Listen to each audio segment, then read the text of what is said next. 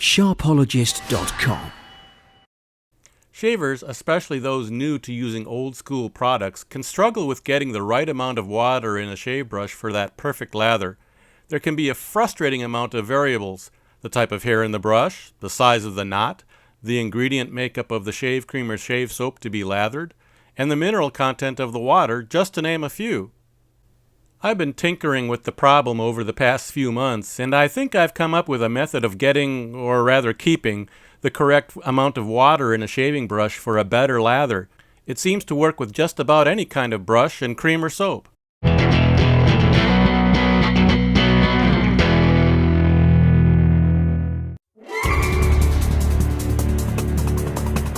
This process starts with soaking the brush in water.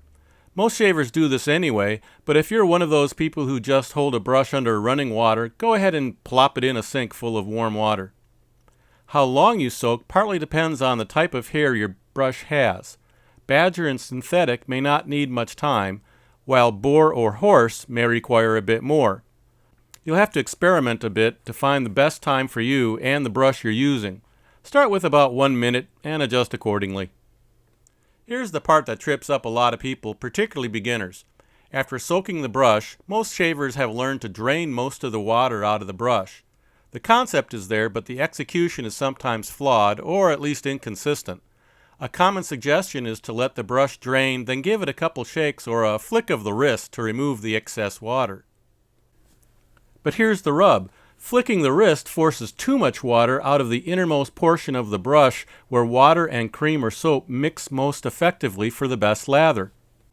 So after soaking, grab the brush by its handle, hold it inverted with one hand, that means with the hair down and the handle up, and with your other hand, circle the hair with your thumb and forefinger like you're signaling, "That's perfect," and gently give it a squeeze.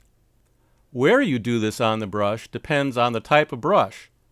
Most brushes should be squeezed nearer the tips. Badger brushes or other brushes with a relatively long loft may need to be squeezed a bit further down toward the handle, but no more than the middle of the loft. I find 1 finger's width down from the tips seems to be the sweet spot for most of my brushes. After you squeeze, the brush tips will be closed. Resist the temptation to shake the brush to bloom it out again.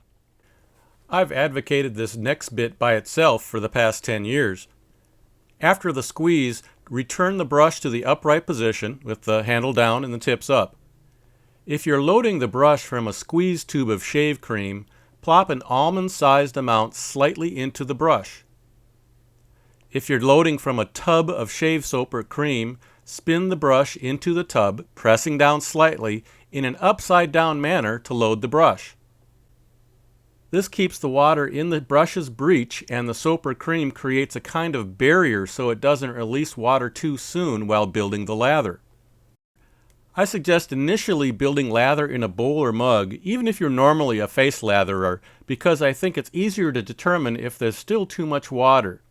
You can drain the slop out of the bowl and continue lathering. If you did get too much, you can use the perfect squeeze a bit further down on the brush the next time you try. Once you get the hang of it, you should be able to return to your preferred method of building lather. I've been using this method for a while now, and it seems to be working pretty well for me.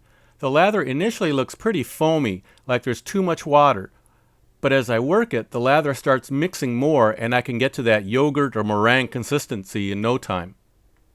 So give it a try and report back here with your results. Hi, my name is Mark, otherwise known as Mantic59, and my channel is all about what your father didn't teach you about shaving.